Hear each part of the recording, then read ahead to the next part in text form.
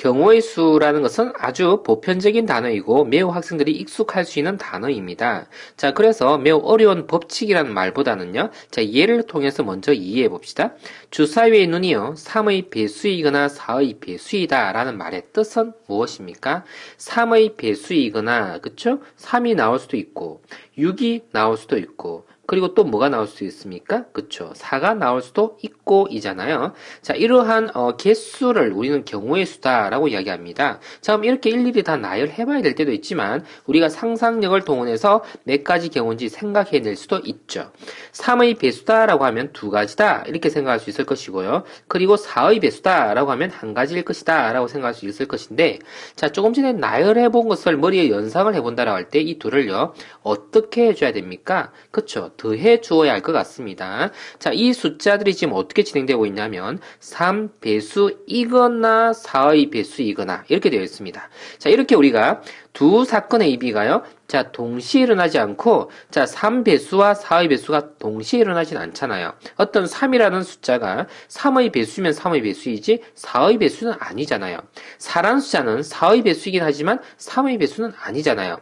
동시에 일어나지 않는 이런 경우, 또는이라고 나타나 있거나 나열적인 구조로 되어 있을 때 우리는요, 합의 법칙을 적용한다. 머릿속에 조금 전에 연상을 해볼 수 있었죠. 3의 배수라는 것과 4의 배수라는 것을 연상해 볼 때 둘을 더해야 되겠다라고 상상할 수 있을 것입니다. 자, 그래서 총 개수는요, 4가지다 이렇게 볼 수 있겠죠. 그쵸? 자, 이렇게 합해야 되는 경우, 이런 경우를 우리는요, 합의 법칙이 적용된다 이렇게 이야기할 수 있겠습니다. 자, 이것을 우리는요, 그러면 경우의 수가 m가지 수와 n가지 수가 나온다라 할 때 둘을 더한다 이렇게 봐주면 좋겠네요. 자, 그래서 이 값은요, 2가지 더하기 1가지 해서 3가지다 이렇게 답을 쓰면 되겠다라는 뜻인 거죠. 자, 매우 당연한 것을 너무나 장황스럽게 설명했습니다만 다시 한번 들어봐도 괜찮습니다. 자, 또 하나의 경우를 볼게요. 두 동전을 동시에 던져서 나올 수 있는 모든 경우의 수. 자, 두 동전이라고 했습니다. 자, 그러면 동전이 어떤 현상이 일어났을까요? 앞면을 H로 해볼게요. 헤드라고 보통 이야기하죠. 헤드. 앞면이 나왔다라고 볼 수도 있겠고, 자, 앞면, 뒷면이 나왔다라고 볼 수도 있잖아요. 자, 그리고 뒷면, 앞면 이렇게 나올 수도 있고, 뒷면 이렇게 나왔다라고 볼 수 있죠. 아, 총 4가지가 나오는군요. 이렇게 일일이 또 나열해봐야 될까요? 자, 이걸 우리가 좀 단순하게 생각해 보기도 합니다. 자, 수형도다라고 그래서요. 자, 앞면, 뒷면이 나오고 첫 번째 동전이요. 자, 그럴 때 앞면 나왔던 것이 또다시 앞면, 그 다음 두 번째 거는 뒷면 이렇게 나오는 경우도 있고요. 뒷면 나온 상황에서 앞면, 뒷면 이렇게 나올 수도 있죠. 자, 이렇게 수형도로 표현할 수도 있습니다. 자, 그럼 이건 나열적인 구조가 아니라요. 자, 어떻게 해요? HH라는 것이 이렇게 동시에 두 개가 일어나야 한 사건이 이루어지는 겁니다. HT라는 것이 이렇게 동시에 일어나야지 하나의 사건으로 인정하는 거예요. 자, TH 그리고 TT라고 해서 이렇게 하나하나씩, 그죠? 둘이가 동시에 일어나야지 하나의 사건으로 인정하는 겁니다. 이렇게 해서 한 가지, 또 한 가지. 세 번째 가지수, 네 번째 가지수. 이렇게 해서 말이에요. 자, 이렇게 AB가 A 하나만 발생해가지고는 사건으로 인정되는 것이 아니라 AB가 둘 다가 일어나야 하나의 사건으로 인정되어서 잇따라 일어나는 경우의 수라고 볼 수도 있고, 자, 문제에서 들어는요, 그리고라는 단어가 들어있을 때도 있고요. 자, 순차적인 사건이다 라고 볼 때 우리는 곱의 법칙을 사용한다 이렇게 볼 수 있겠습니다. 그래서 이 경우도요. 자, 이건 지워놔 볼게요. 자, 그래 놓고, 자, 그래서 m 가지수와 n 가지수 둘을요, 곱해야 되는 경우다 이렇게 볼 수 있는 것인데, 자, 이게 동전 2개가 있는 거잖아요. 동전 2개가 있는 거니까 2 곱하기 2를 한다 이렇게 봐서 4가지 경우가 나온다 이렇게 볼 수 있다는 이야기입니다. 이렇게 되는 경우를 우리는 곱의 법칙이 적용된다 이렇게 이야기할 수 있겠네요. 자, 그런데 많은 경우의 수는요, 이렇게 단순한 경우가 아니라 좀 더 복잡한 경우가 있을 수도 있습니다. 이게 뭔가를 식을 적어놨는데요. 자, 우리가 수학적으로 mathematics적으로요 있죠. 자, 경우의 수라는 영어에 단어가 없습니다. 깜짝 놀랐죠? 이런 단어가 없다고요? 네, 수학적으로 없습니다. 자, 이 경우의 수라는 것은요, 우리가 지금 교육적으로 필요로 해서 사용하는 단어인데요. 자, 실제로 우리는요, 사건의 수다 이렇게 보통 말을 하는데, 그건 우리가 확률편에서 사건에 대해서 좀 더 다루게 될 것입니다. 자, 그때 것을 좀 더 당겨서 설명을 해놓아 본다면, 사건의 경우를 우리는 집합으로 표현할 수 있는데요. 자, 마치 집합 기호처럼 생각하여서, 자, 또는의 사건이 일어나는 경우를 합집합의 형태로 표현할 수 있는데, 자, 그러한 원소의 개수로 있는 사건의 개수다라고 합니다. 자, A 또는 B가 일어나는 사건의 경우의 수를 생각해 볼 때 A의 경우와 B의 경우를 합해서 동시 사건이 포함된다면 빼주어야 된다라고 하는 이 단순한 이야기가요, 상당히 많은 문제를 푸는데 도움을 줍니다. 자, 예를 천천히 한번 들어볼게요, 이제요. 자, 상당히, 굉장히 강조해서 설명했습니다만. 자, 하나씩 볼까요? 주사위의 눈이, 자, 몇 개의 주사위인가요? 한 개의 주사위겠죠. 소수이거나 짝수인 경우의 수. 자, 한번 생각해 볼게요. 소수인 것은 뭐가 있습니까? 자, 2, 3, 5라는 숫자가 있겠지요. 자, 짝수라는 것은 2, 4, 6이라는 숫자가 있겠지요. 자, 이렇게 해서 총 몇 가지입니까? 그쵸. 세 가지가 나올 수 있고, 이렇게 세 가지가 나올 수 있는데, 이게 지금 주사위가 몇 개 있다고요? 한 개 있다고요. 한 개가, 3과 4가 동시에 나오는 게 아니잖아요. 세 가지, 또는 세 가지 이렇게 나오는 건데, 있죠. 그러면 계산을 해볼 때 어떻게 계산해야 됩니까? 세 가지 더하기 세 가지 빼기 뭘 해야 됩니까?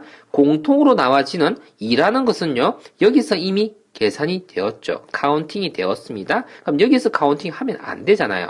그래서 공통된 것을 하나 제외했다. 이렇게 본 겁니다. 자, 그렇게 해서 5가지라고 써주면 되겠네요. 자, 너무나 당연한 건데 굉장히 강조해서 설명하고 있습니다. 자, 이렇게 해서 우리가요, 자, 나열적인 구조로, 자, 그쵸? 자, 나열적인 구조로 되어 있는 형태에서 공통된 것이 있다면 제외시켜야 하잖아요. 근데 우리가, 경우의 수를 따진다라 할 때, 이 나열적인 구조는요, 전체 그림에서의 구조라고 볼 수 있습니다. 자, 나열적인 구조를 먼저 생각한 다음에, 그 세부적인 구조가, 세부적인 이 A라는 사건 하나하나가 또다시 무언가 사건의 곱의 구성으로 되어 있을 수 있습니다. 이것도 마찬가지입니다. 자, 그래서 전체적으로 우리는요, 나열하는 구조에서 빠지지 않고 세는 것이 매우 중요해서 우리는요, 수형도라는 방법을 사용하기도 합니다. 자, 이 예를 한번 잠깐 볼까요? 간단한 예입니다. 두 개의 주사위입니다. 눈의 합이 5의 배수인 경우의 수. 자, 그러면요, 두 주사위를 던지는데 5의 배수가 나올 수 있는 모든 경우를 한번 나열해보는 거 괜찮죠? 자, 합이요, 5가 될 수도 있고, 또 어떤 경우 있을 수 있습니까? 10이라는 숫자가 될 수도 있고, 자, 또요, 15라는 숫자가 될 수 있고, 하려니까 뭐가 삑 울립니다. 안 됩니다. 그렇죠? 왜요? 주사위 두 개를 가지고 던지는데, 자, 이렇게 해서 1차적으로 이렇게 나열해보는 구조를 생각할 수 있다는 이야기죠. 그리고 이제 세부적으로 들어가서 이 안에 5라는 숫자, 합이 5라는 숫자가 나오게 되는 경우가 나열을 해보면은요, 자, 그것은 곱의 구조다라는 것을 알 수 있습니다. 자, 첫 번째 주사위에서 1이 나왔다면은 두 번째 주사위에서는 어떤 숫자가 나와야 됩니까? 자, 4라는 숫자가 나와야 되겠죠. 자, 그리고 또요, 2라는 숫자가 나왔다면 3이라는 숫자, 그리고 3이라는 숫자면 2라는 숫자, 그리고 4와 1이라는 숫자가 나온다라고 볼 수 있죠. 물론 이것을 곱이다라고는 볼 수 없습니다만, 자, 우리가 이 개별적인 어떤 사건들을 다루어 볼 때에, 자, 곱에 대한 사건들을 다루게 될 때가 많을 것입니다. 이후의 내용에서, 순열이라든지 조합, 많은 경우를 다루게 될 텐데, 그 모든 것이 전부 다요, 곱에 대한 법칙을 따르고 있는 것들입니다. 곱의 법칙을 따르는 것들을, 자, 이렇게 한 가지 나열해보고, 또 한 가지 나열해보고, 전체를 아우르는 과정이 줄어요, 합의 법칙이 적용된다. 이렇게 생각해주면 좋겠습니다. 그래서 학생들이요, 문제를 접할 때, 다 곱의 법칙밖에 없어요. 라고 하는 학생이 있을 수도 있는데, 좀 이렇게 자세히 들여다보는 학생이 좀 그런 이야기를 하죠. 자, 합의 법칙 하나 딸랑 배운 것 같은데, 이것이 사실은요, 전체를 다 아우른다고 볼 수 있습니다. 자, 5라는 상황과 10이라는 상황과 또 뭐 어떤 상황들이 있을 수 있죠? 그것들을 하나씩 나열해 놓고 그 세부적인 것 각각을 또다시 쪼개어 들어가 보는 이런 단계적인 하나라도 빼지 않고 세는 것이 우리는 경우의 수를 푸는 가장 키 중에 키이기 때문에 그렇습니다. 수형도라고 푸는 것도 다 모두 이렇게 빠지지 않고 세는 것을 목적으로 하는 것이지요. 자, 이렇게 나열하는 구조 중에 한 예로서 수형도가 있는 것이었었습니다. 자, 이렇게 해서 구한 것이 그럼 몇 가지입니까? 4가지 되겠고요. 그쵸, 4가지. 자, 합이 10이 되는 경우는 어떤 경우가 있습니까? 자, 4가 되고 6이 되는 경우가 있을 수 있겠죠? 또요, 5와 5인 경우 또 뭐가 있습니까? 6과 4 이렇게 다 나열되어졌죠? 자, 그럼 이거는 3가지입니다. 자, 그리고 이 네 가지와 세 가지 안에 공통된 부분이 존재하지 않죠? 자, 더 이상 뺄 건 없습니다. 그죠? 그럼 이거 전체를 다 합쳐주면은요, 혹시 빼야 될 상황이 있으면 제외시켜줘야 되겠죠? 자, 이거는 7가지다. 이렇게 계산한다고요. 자, 그러면 또 다른 예를 한번 보겠습니다. 집에서 놀이터까지 가는데, 자, 가는 방법의 수를 이야기하고 있습니다. 자, 그러면 우리가 경우의 수를 셀 때 제일 중요한 것은요, 전략입니다. 어떻게 빠지지 않고 다 세느냐라는 이야기예요. 자, 경우의 수를요, 혹시 빠질 수 있을 수 있잖아요. 자, 그것을 우리가 어떻게 피해 갈 거냐라는 것을 이야기할 수 있습니다. 참, 지금 내가 몇 가지를 한번 적어봤네요. 자, 여러 가지, 이런 경우가 있을 수 있죠. 집에서, B를 거친 다음에 A를 거치고서요, 놀이터로 갈 수도 있겠단 말이죠. 이렇게 총 4가지 구성이 있다라는 것을 먼저 전략을 세워놓고 그 개별적인 각각의 것들이 보면요. 곱의 구조로 곱의 법칙이 따른다. 이 전체는 합의 법칙을 따르지만 이 개별적인 것들이요. 곱의 구조를 따를 수 있습니다. 자, 그러면 집에서 A를 거쳐서 놀이터로 간다라고 한다면 어떻게 됩니까? 2가지 곱하기 2가지 이렇게 볼 수 있겠죠. 자, 집을 거쳐서 그리고요, B를 간 다음에 놀이터로 간다 이럴 수도 있겠고요. 집에서 B를 거쳐서 그쵸, B로 가는 2가지가 있고요. 바로 곧장 놀이터로 가는 한 가지가 있네요. 자, 그래 집에서 다시 B에서요 A를 간 다음에 자, 그리고 다시 놀이터로 가는 이런 방법이 있다는 이야기죠. 자, 그래서 총 다 세어보면 어떻게 됩니까? 자, 4가지, 6가지 더하기 2가지, 그리고 12가지를 다 세면 되겠다는 이야기인 거지요. 자, 그러면 자, 24가지가 그러면 정답 이렇게 되겠다고요. 자, 그 다음의 경우도 한번 볼게요. 정말 많이 나오는 문제 형태입니다. 4명이 앉은 의자가 있는데, 자, 다시 배치하여 앉을 때 처음과 다른 자리에 앉게 된다. 이렇게 될 때요.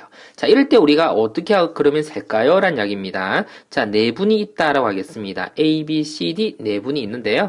자, A 자리에. 자, 전략을 생각합니다. 뭔가를 생각할 텐데, A 자리에, A가 앉으면 안 된다는 거죠. 자, 그러면 A 자리에 앉을 수 있는 경우는, 자, B나 C나 D가 올 수 있는 겁니다. 자, 이때, 경우의 수를 셀 때 가장 중요한 것 중에 또 하나는 뭐냐면요. 대등한 구조냐라는 이야기입니다. 이 B, C, D가 앉게 되는 경우는요. 대등한 구조입니다. 자, 무슨 소리인가 하니까 자, A 자리에 B가 앉거나 C가 D가 앉는 경우는요. 대등한 경우고 그 이유로 어떤 수용도를 그린다라고 할 때 B에서 카운팅 되어진 결과는요. C에서 카운팅 되어진 결과와 정확하게 대등합니다. 그럼 이걸 전부 다 계산할 필요 없고요. 하나만 계산해 주면 된다는 이야기죠. 자, B에서 계산되어진 것을 계산해서 3을 곱해주면 되겠다라는 이야기입니다. 자, 그럼 여기서는 누가 올 수 있는 것이지요?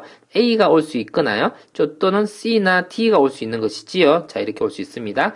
자, 그럼요. B와 A가 왔다면 여기는 C는 못 오니까 D가 올 수 있을 것이고요. 그쵸? D가 올 수 있을 것이고 C가 이렇게 와지겠네요. 자, 그 다음 B, C 다음에 올 수 있는 사람은 A, D가 올 수 있죠. 근데 A가 오게 되면 D가 여기 와야 되는데 안 되잖아요. 그쵸? 자, 그럼 D가 여기 오고 A가 여기 오면 되겠네요. 자, 그 다음 이 경우도 마찬가지로 A, C가 올 수 있는데 C는 여기 못 오고 A가 오고 C가 이렇게 오면 되겠죠. 자, 그럼 총 몇 가지입니까? 그렇죠? 이렇게 해서 3가지가 되는 것이지요. 그렇죠? 자, 대등한 구조이기 때문에 이 3가지가 대등한 구조이기 때문에 3을 다시 곱해주면 되겠습니다. 이 곱해 붙여도 상관없습니다. 자, 그래서 어떻게 해요? 뭐 상관 있을 수도 있겠네요. 그렇죠? 그건 직접적인 상관은 없습니다. 자, 그래서 3 곱하기 3 해서 9가지다. 이래 볼 수 있겠습니다.